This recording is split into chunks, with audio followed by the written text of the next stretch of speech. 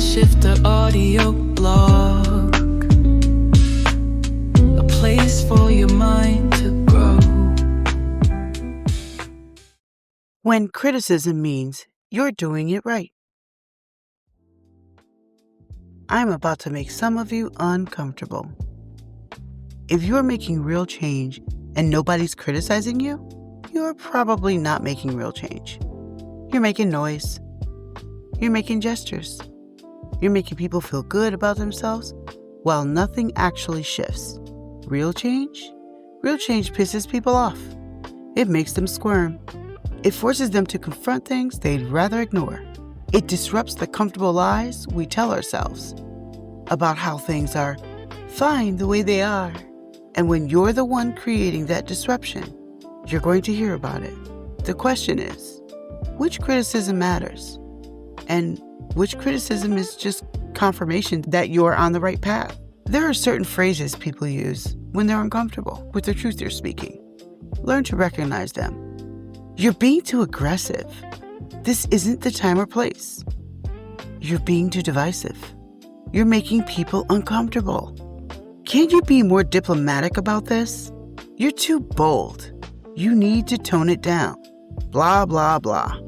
Here's what all of these actually mean. Stop making me face things I don't want to face.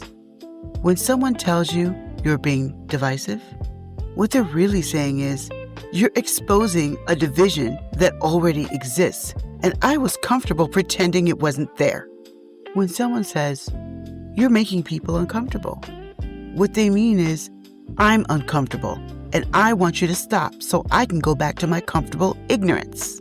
When they say, this isn't the time or place, what they're actually saying is, there will never be a time or place where I want to deal with this. These criticisms, they're not warnings that you're doing something wrong. They're confirmation that you're doing something right. You're creating discomfort around things that should be uncomfortable. Bad things need to be uncomfortable. Injustice should make people squirm. Harmful systems should make people angry. If you're exposing something that needs to change and nobody's uncomfortable, you haven't exposed it clearly enough. Let's talk about the civil rights movement in the 1960s and 70s in the United States. You know what white people said to Black Americans who were demanding basic human rights? You're being too aggressive. This isn't the time. You're being divisive. Why can't you be more patient? And you know what some of the white people actually said? The thing we sanitize out of history books? They said, niggers should stay in their place. That wasn't criticism of truth. That was a reaction to discomfort. That was people being confronted with their own complicity in a system of oppression. And instead of examining themselves, they lashed out at the people forcing them to look. The discomfort those white people felt, that was necessary. That discomfort was the sound of a conscience being activated after years of being numbed by convenience and privilege. Martin Luther King Jr. was criticized constantly, called divisive, called too aggressive, told he was moving too fast, asking for too much, making white people uncomfortable. And he kept going because he understood that the criticism wasn't proof he was wrong. It was proof he was disrupting a system that needed to be disrupted. This is true in business. This is true in personal life. This is true in churches, organizations, families, and every other structure where change is needed. Making people uncomfortable is not a bug. It's a feature of real change. Over 10 years ago, I was working with a group of teenage girls. I was supposed to be teaching them life skills, the safe, sanitized, check the box kind of content that makes administrators happy and changes nothing. But when I looked at these girls, I knew that bullshit wasn't going to help them. Some of them were street tough. Some were in gangs. All of them were carrying trauma they'd never been given permission to acknowledge. So I made a choice. I cut through the bullshit. I said the quiet things out loud. I addressed the real issues. Self-worth, trauma, the root causes of behaviors nobody wanted to talk about. I made everyone uncomfortable, including the girls themselves. But here's what happened. By the time I was done, every single one of them was in tears. Not because I'd hurt them, because someone had finally given them permission to be honest about what they were carrying. Many of them confessed things they had never said out loud before. That release, that honesty, that was a really, really big deal. I got out of them in 1 hour what would take a standard therapist 6 months. Not because I'm better than therapists, I'm not, but because my attitude was this: fuck formality and harmful rules. I'm going to give these girls what they really need because they matter. The ripples I was making didn't prioritize bureaucratic bullshit over the actual betterment of my students. And to this day, some of those girls are still friends with me on social media. They still reach out because that uncomfortable hour mattered more than all the comfortable, useless sessions they'd sat through before. Was I supposed to do it that way? No. Would I change it for anything in the world? Absolutely not. Those precious young women needed that. And the discomfort was the price for their healing. Now here's the part where we get reflective, because not all criticism means you're on the right path. Some criticism is legitimate, and you need to know the difference. You're too bold usually means the truth is making someone uncomfortable. That's a good thing. Keep going. You're being reckless is sometimes legitimate. That's the criticism you need to research and pay attention to. The difference? Ask yourself why. Why are people bothered by what you're saying or doing? Is it because of exposure?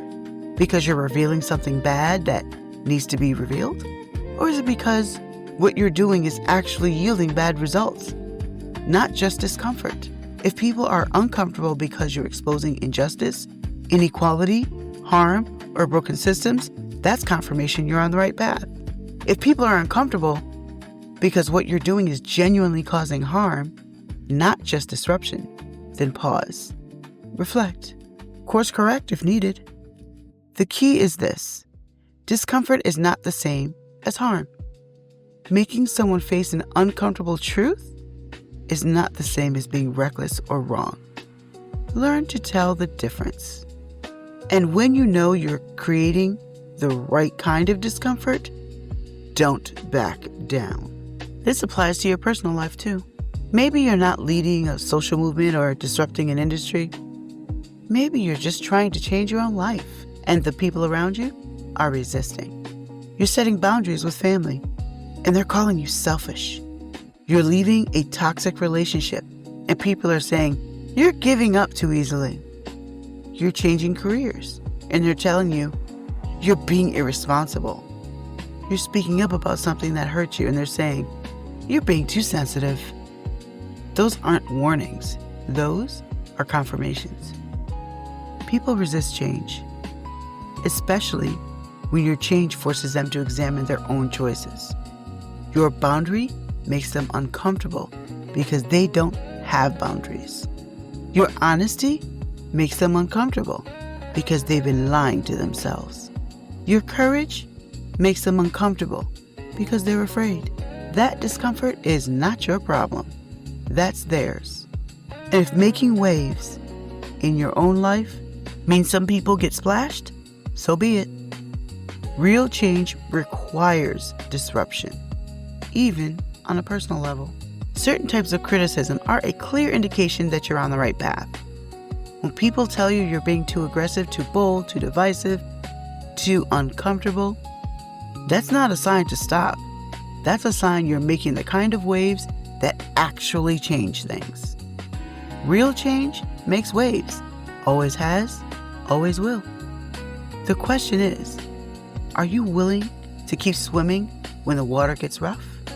Because the people who change the world, the ones who actually shift things, are the ones who hear, you're making me uncomfortable, and think, good.